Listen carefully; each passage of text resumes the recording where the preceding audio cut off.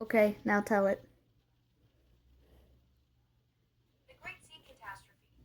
Ed Dickens was deep in valve adjustments on the other side of the steam shop, completely absorbed in his work and unaware of what was happening in Big Boy 4014's cab. His stomach had finally stopped rumbling after Mike shared that sandwich with him. Meanwhile, Austin Parker had spotted his opportunity. With Ed distracted by his duties, Austin slipped into the locomotive's cab with that familiar mischievous glint in his eye. The original 1941 engineer seat beckoned to him like a playground swing. Time for some fun, Austin whispered to himself, settling into the historic seat that had carried engineers for 85 years. He cranked up the radio and filled the cab with the thunderous, unstoppable theme music, then grabbed the throttle with both hands like he was controlling a massive runaway train. Come on, Denzel, stop it, stop it. We got a train the size of the Chrysler building, Austin shouted, yanking the throttle back and forth while bouncing up and down in the engineer seat like he was riding a bucking bronco. He was completely lost in his movie reenactment, bouncing harder and harder with each dramatic throttle movement. The music swelled dramatically just as Austin gave an extra wild bounce combined with a theatrical throttle pull and crack! The 1941 mounting bracket suddenly gave way under his enthusiastic bouncing.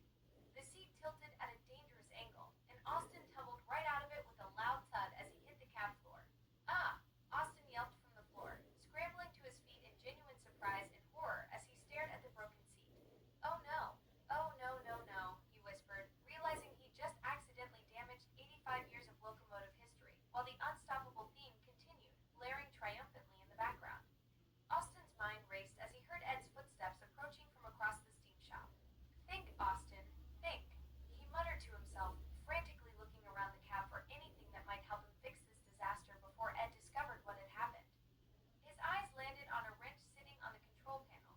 Without hesitation, Austin grabbed it and tried to wedge it under the broken mounting bracket, attempting to prop the seat back into its normal position.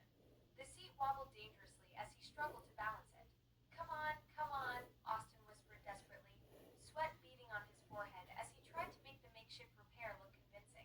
He positioned the wrench as a temporary brace, but the seat kept tilting whenever he let go. Next, he spotted a toolbox in the corner and quickly dragged it over, trying to use it as additional support. Austin was now juggling the wrench, the toolbox, and attempting to hold the seat steady all at once while the dramatic movie music provided an absurdly heroic soundtrack to his panic. Parker, I'm coming up there. Ed's voice boomed closer, his heavy boots clanging on the metal steps leading to the cab. Austin's eyes went wide with terror as he realized his amateur engineering wasn't going to fool anyone. The seat was still obviously broken. The wrench was barely holding anything in place, and the toolbox looked like it had been hastily shoved there by someone in full panic mode. Oh, I'm so dead, Austin whispered, still frantically trying to adjust his pathetic repair job as Ed's shadow appeared in the cab doorway. Ed stepped into the cab and immediately froze, taking in the chaotic scene before him.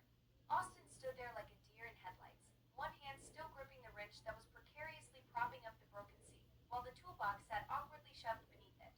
The unstoppable theme music continued its dramatic crescendo, making the whole situation feel like a scene from an action movie gone horribly wrong.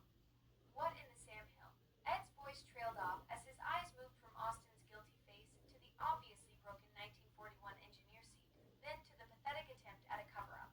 His expression shifted from confusion to dawning realization to absolute fury in the span of 3 seconds. Austin Parker, Ed said slowly, his voice dropping to a dangerously quiet tone that somehow carried more menace than his earlier shouting. Did you just break an 85-year-old piece of railroad history while pretending to be in a movie?